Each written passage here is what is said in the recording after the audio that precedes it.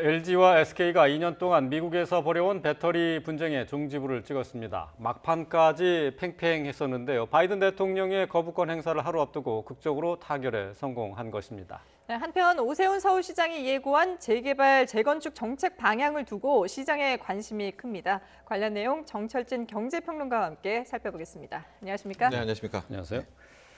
자, 2년 끌어왔습니다. LG와 SK의 배터리 분쟁.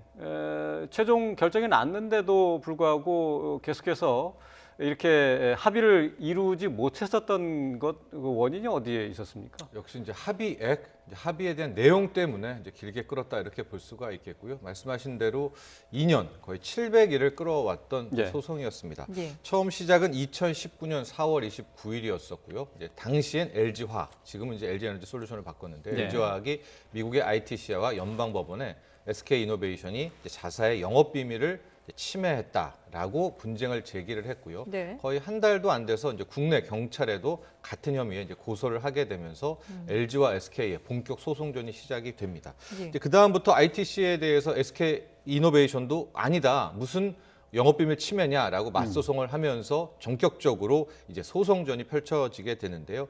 2020년 이제 해를 넘기면서 1심에서 결과적으로 ITC는 LG 쪽에 손을 들어주게 됩니다. 그리고 이제 올해 이제 2월이었었죠. ITC가 최종 판결을 내렸는데 SK 이노베이션의 영업 비밀 침해가 맞다. 예. 그리고 거기에 응당하는 뭐 처벌이라고 할까요? 이제 여기에 대한 것이 나왔는데요. 일정 기간까지는 이제 SK 이노베이션의 배터리를 하지만 향후 10년간 미국에 수출할 수 없다라는 수입 금지 최종 판결을 내리게 됩니다. 네. 예. 근데 지금 영업비밀 침해라고 돼 있는데 말이죠. 특허 얘기입니까? 뭐 아닙니다. 특허는 아주 코어 기술보다는 예. 좀 더 나아가는 이제 그런 부분이라고 볼 수가 있을 것 같고요. 2차 전지 관련해서는 이제 다양한 기술뿐만이 아니라 연관된 사안들도 있지 않겠습니까? 네. 뭐 직원분이나 여러들이 있을 것 같은데 이제 거기에 관련한 사안들을 SK가 LG 거를 침해했다라는 것이 ITC의 결정이었었고요. 그 다음부터는 이제 합의전이었었다 이렇게 볼 수가 있겠습니다. 네. 왜냐하면 LG 측이 뭐 이건 공식적으로 나온 것은 아니지만요. 이제 3조 원대를 이제 요구했었고 SK 쪽에서는 1조 원대를 이야기를 하는 뭐 그 정도의 어떤 협의들이 계속 나왔었는데요. 네. 이제 4월 10일이었죠. 미국 시간입니다. 이제 LG와 SK가 결과적으로 2조 원대 전격 합의를 이루게 된 겁니다. 예. 그 2조 원인데 그게 이제 현금으로는 1조를 주는 거고 그 외에 또 이제 1조는 로열티로 지급하는 방식으로 이제 합의가 된 거죠. 그렇습니다. 예. 현금 1조 원 플러스 로열티 방식의 1조 원입니다. 예. 게다가 이제 앞으로 10년간 뭐 관련한 내용은 절대 뭐 언급하지 않겠다. 뭐 관련 소송도 하지 않겠다라는 것이 이번에 핵심 내용이었었는데요. 네. 당초에 이제 큰 틀에서 3조가 나오게 된 것은 현재 SK 이노베이션이 조지아주에 이제 공장을 짓고 있거든요. 네. 그게 큰 틀에서 3조짜리입니다. 그러니까 3조 다 들어가진 않았더라도 지금 매몰 비용이 꽤 들어갔잖아요. 예. 근데 SK가 10년간 배터리를 수출하지 못한다면 완전히 그 매몰 손해보죠. 비용부터 예. 무용 지분이 되니까 LG 측은 바로 그 공장에 대한 가격을 요구했고 너무 과하다라는 이제 그런 협의였었는데 결과적으로는 1조 현금 1조 플러스 로열티라고 해서 지금 업계에서는 LG 쪽에서는 역시 명분을 얻었고 SK도 이 정도면 왜냐하면 이렇게 합의가 되면 뭐 수출이라든가 이런 거 아무 문제가 없어지게 되거든요. 예. 실리를 찾은 것이 아니냐 이렇게 평가를 내리고 있습니다. 네. 그러니까 이번 합의가 전격적으로 이루어지는 것은 바이든 미국 대통령의 거부권 행사를 하루 앞두고 이제 이루어졌다 이렇게 지금 분석을 하거든요. 네. 거부권 행사라는 게 이게 그 구체적으로 어떤 거고 또 어떤 정도로 기업에 압박이 됐는지 좀 네. 설명을 해주세요. 그렇습니다. 지금 미국 언론을 좀 보면은요, 이게 우리나라 두 회사가 합의를 한 건데 네. 바이든 행정부, 바이든 대통령의 뭐 찬양, 바이든에게 네. 모든 공을 좀 돌리고 있는. 바이든의 승리다. 예, 뭐 이렇게. 바이든의 예. 승리다, 뭐 바이든이 뭐 합의를 이끌었다. 이제 이런 보도들이 많이 나오고는 있는데요. 네. 일단은 내일이 거부권 행사 마감이었습니다. 이게 뭐냐면 ITC에서 어쨌든 됐건 이번 판결은 SK가 잘못했다라고 판결을 내리지 않았었습니까? 네. 거기에 대해서 미국의 대통령이 아니다, 인정할 수 없다라는 이제 그 판결에 대해서 거부권을 행사하는 겁니다. 그렇게 될 경우에는 SK는 영업을 그냥 하는 거죠. 네. 뭐 영업 그 판결과는 상관없이.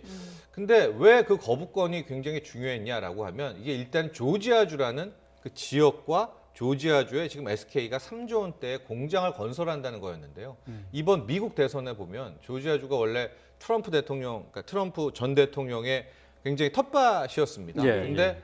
실은 캐스팅 보트 사원에서 바이든을 굉장히 밀어줬고요.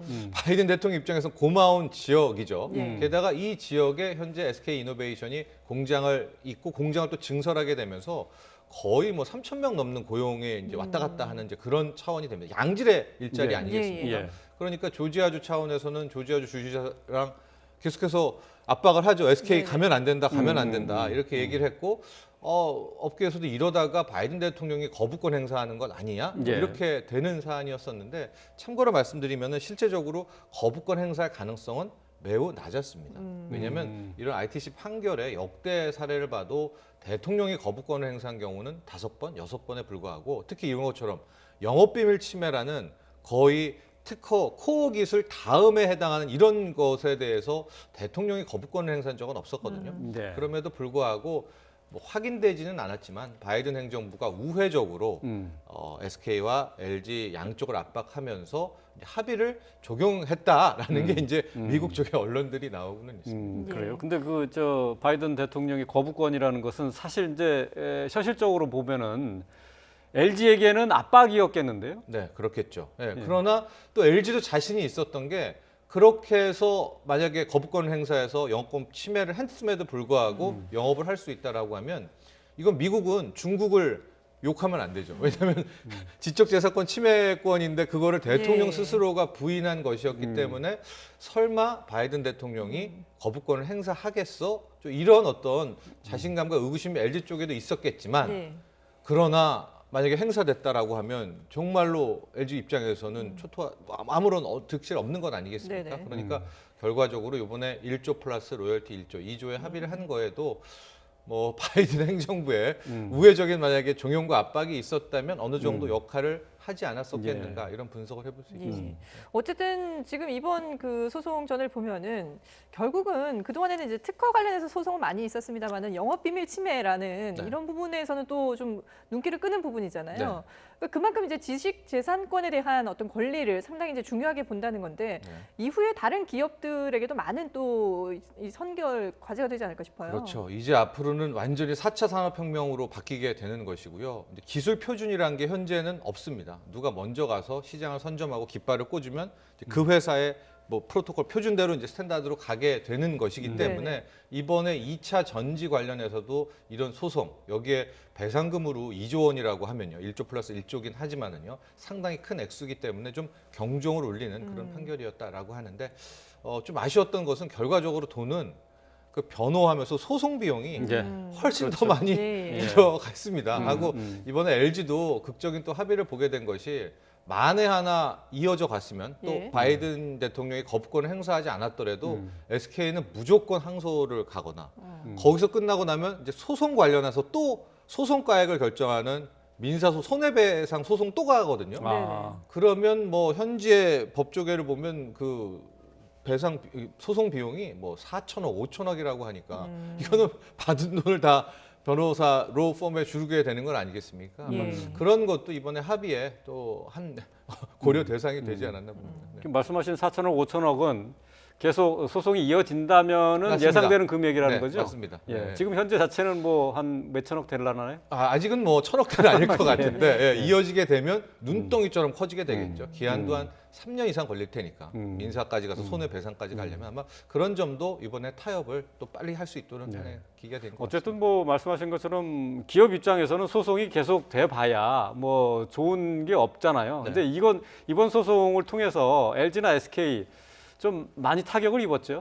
네, 그렇습니다. 거의 2년 700일을 끌었었고요. 또 하나가 이 2차 전지 관련한 배터리의 신뢰도 아니겠습니까? SK 이노베이션 입장에서도 만에 하나 이제 어쨌든 뭐 미국에서 계속 할 수 있게 되겠지만 네. 막힌다. 그럴 경우에는 회사의 뭐 운명 자체가 뭐 완전히 무너지죠. 왜냐하면 미국에 10년간을 수출 못하는 회사에 어떤 회사가 어떤 2차 뭐 완성차라든가 주문을 맡기겠습니까? 그런 차원도 있고 LG 역시도 이제 명분을 찾기는 했지만은 소송을 뭐 2년 이상 끌어갔다라고 한다면 회사 차원에서 큰 부담이 될 수밖에 없고 또 하나 최근에 전기 자율주행차 관련해서는 서로가 다 모든 패권을 다 가지려고 합니다. 얼마 전에 예. 폭스바겐도 배터리를 내조하겠다라고 하고요. 테슬라 같은 경우에는 아예 모든 플랫폼을 자기가 다 장악하려고 합니다.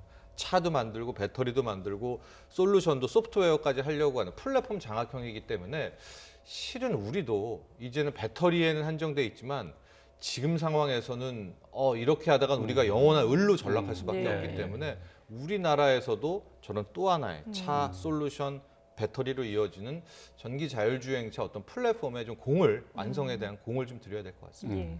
어쨌든 두 회사가 이제 합의를 하면서 공존하는 길을 택했고요. 거기에 대한 또 기대감으로 이제 국내 증시에서도 이제 상당히 오늘 보니까 많은 좀 기대감이 나오고 있는 것 같은데 앞으로 행보를 좀 보도록 하겠습니다. 주제를 바꿔서 이번에는 부동산 동향을 좀 살펴볼 텐데요.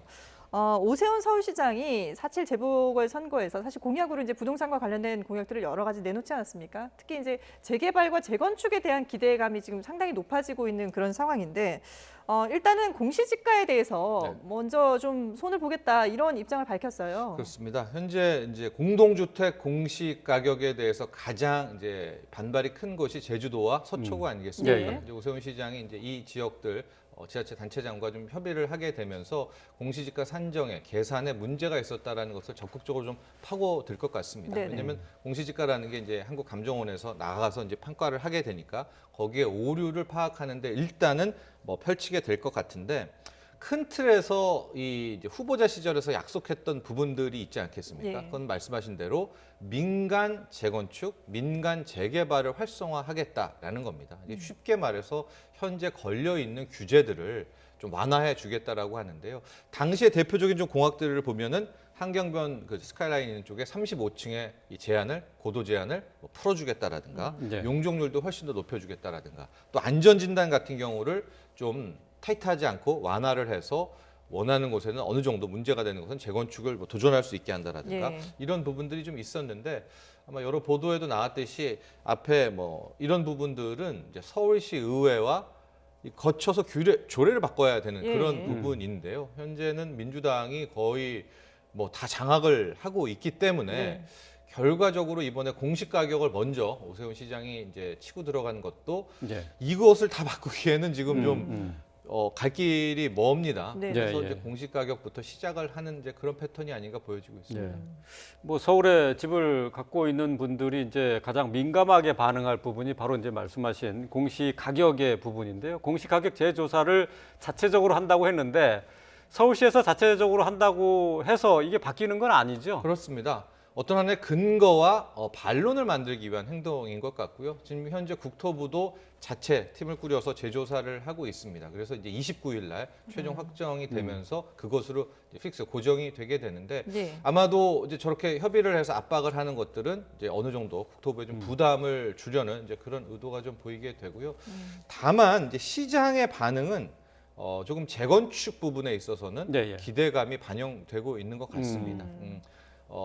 그러니까 이 과거에는 신축 아파트만 높은 프리미엄을 받았거든요. 네. 구축 아파트들은 상대적으로 재건축 규제도 많고 어려워서 그닥 가격이 상대적으로 차이가 좀 있었는데 최근의 모습들은 이제 구축의 강남의 구축 아파트들이 뭐 거의 높은 가격에 체결이 되고 있습니다. 네. 특히 이제 강남구 압구정동 현대 7차 같은 경우에는 얼마 전에 80억, 80평대인데요. 80억에 체결을 됐었습니다. 하고 예. 그 외에도 이제 잠실 뭐 5단지라든가요. 서초구의 반포주공 1단지라든가요. 이제 재건축이 되면은 아주 규제가 풀리면 네네. 좀 잘 될 곳들이 좀 반응을 하고는 있는 것 같은데요. 다만 지금 뭐 강남구 압구정동에 최근에 체결된 것이 오세훈 효과도 있지만 이런 것도 있는 것 같아요. 지금 지난해 6.17 대책 때문에 이 재건축 관련한 규제가 굉장히 세거든요. 네. 가령 뭐 조합 설립인가 이후에 매매를 하게 되면 입주권을 못 받습니다. 예. 그렇게 되는 것 때문에 팔려는 사람도 설립인가 전에 팔려고 하고 사려는 사람도 좀 빨리 하려고 하는 뭐 그 규제 표현하는 그런 움직임도 있지 않나 이렇게 보여지고 있고요. 아마 예.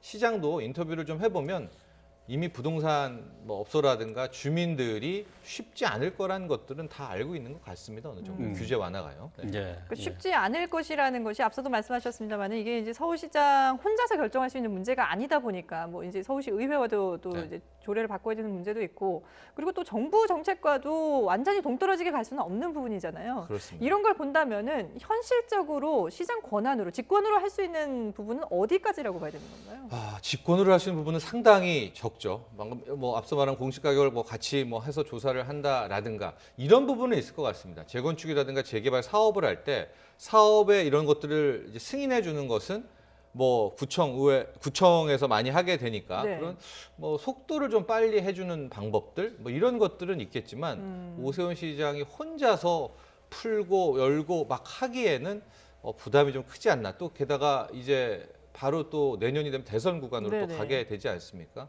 여기에서 부동산 시장은 여든 야든 더 오르는 것은 다 부담이 되는 네. 이제 그런 차원이라고 볼 수가 있겠죠. 예.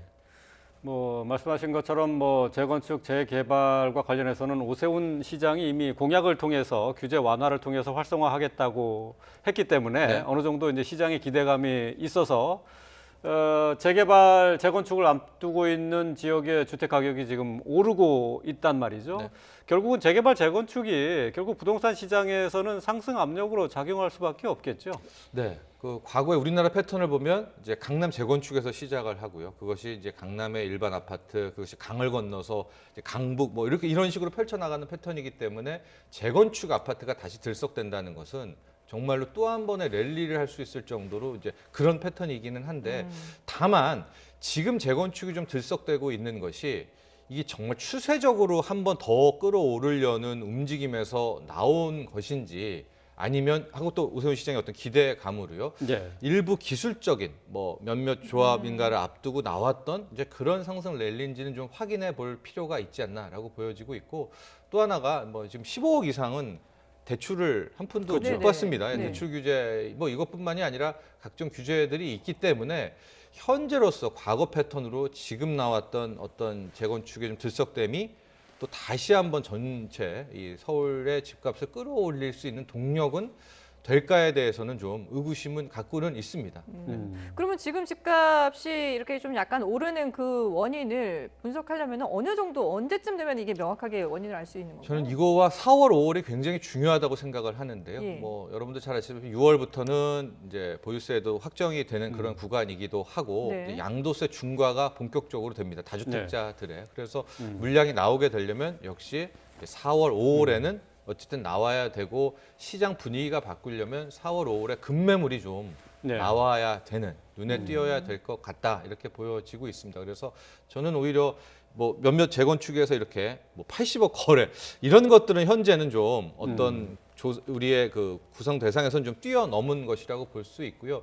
이거 외에 한 10억대들 아파트들 사이에서 좀 급매물이 소화가 되는지 여부가 부동산이 여기서 꺾이는지 아니면은 멈추는지를 봐야 되는 중요한 포인트라고 생각하고요. 만에 하나 4월, 5월을 확 꺾지 못하면 네. 부동산이 확 누르지 못하면 앞서도 말씀드렸지만은 이제 내년 3월이면 대선 구간으로 예. 가면 예. 이제 뭐 정권에 대한 문제가 네. 아니겠습니까? 그러면 시장은 또 그 결과를 지켜보려고 숨죽이고 있지 않겠는가? 그래서 4월, 5월이 뭐 만약에 조정을 받게 된다면 여기에서 어느 정도 의미 있는 급매물 거래들이 나와야 된다 이렇게 말씀드리고 싶습니다. 예. 어쨌든 뭐 부동산 시장에서 이제 계속해서 이제 집값 상승을 억제하기 위한 조치를 계속 내놨습니다만은 여당이나 야당이나 이 집값 상승을 부추겼다라는 지적을 받지 않기 위해서 부동산 관련한 정책은 아무래도 좀 조심스럽게 접근하지 않을까요? 네, 저도 이제 이게 정쟁화될 가능성이 있다라고 만약에 생각을 하는데요. 집값이 이 상태에서 내년 대선까지 만약에 올랐다라고 한다면 네. 이제 이쪽에서는 오세훈 시장의 어떤 들뜸 기대감 때문에 올렸다라고 또 공격을 하겠고요. 그렇죠. 오세훈 시장은 빨리 규제를 완화해서 공급을 풀어야 되는데 뭐 여권에서 서울시의회에서 협의를 못 해줘가지고 공급이 부족해가지고 올랐다라든가 뭐 이런 식으로 계속 하나의 정쟁화될 가능성도 높아지지 않을까 네. 이렇게 바라보고는 있는데 네. 약간 좀 역설적인 것은 또 최근에 이번 선거가 부동산 선거라는 뭐 그런 그렇죠. 평도 있어서 그런지 대출 완화에 대한 그러니까 무주택자라든가 뭐 20대들에 대해서 대출 완화에 대한 이야기들이 좀 나오고 있습니다. 근데 이거는 또 오히려 그동안에 해왔던 것과는 좀 결이 다르죠. 물론 많이들 원해왔던 건데 그렇죠. 예, 무주택자라 집 사달라고 원해왔는데 그 시기가 또 이 시점에서 대출 완화를 풀어버리면 나중에 향후 하반기에 집값이 오른다면 그 책임 공방도 또 이것을 뭐 오세훈 시장 때문이다 아니다 또 정부가 대출 완화해서 여러 가지의 어떤 정쟁화가 되는 이것은 결국 국민들이 원하는 것은 집값 안정이지 네. 이런 싸움을 원하는 것은 아니거든요. 네, 그런 것들은 좀 기억해 주시길 바랍니다. 근데 정쟁화가 될 것인지 뭐 어떻게 보면 좀 뻔한 그런 내용이긴 합니다만은 그래도 정부 입장에서는 말씀하신 것처럼 이제 내년 대선도 앞두고 있고 여러 가지 또 이번 그 서울시장 재보궐선거가 상당히 이제 부동산으로 악재를 맞았기 때문에 뭔가 정책 변화를 좀 생각하고 있는 것 같긴 한데요. 그 말씀하신 대출 완화 외에 또 네. 정부가 손본다거나 아니면 좀 고려해 볼 수 있는 그런 정책들 어떤 것들이 있을까요? 저는 많이도 언급됐는데 이제 1가구 1주택자 중에서 장기 보유자가 있습니다. 예. 뭐 7년 이상, 뭐 과거에 8년 이상도 언급돼 있는데 이제 그런 분들에 대해서는 현재 높아지고 있는 보유세라든가 뭐 아니면 그 기간이 10년 이상 이런 분들은 투기와는 좀 관련이 거의 없는 네, 것 예, 아니겠습니까? 예, 예. 그런 부분에 대한 어떤 큰 틀에서의 세제 완화 같은 카드는 뭐 쓸만하다, 또 쓸 수 있을 가능성이 높다 이렇게는 보고 있습니다. 예, 네. 알겠습니다. 네. 네, 지금까지 정철진 경제평론가와 함께 경제가 여러 소식 살펴봤습니다. 오늘 말씀 잘 들었습니다.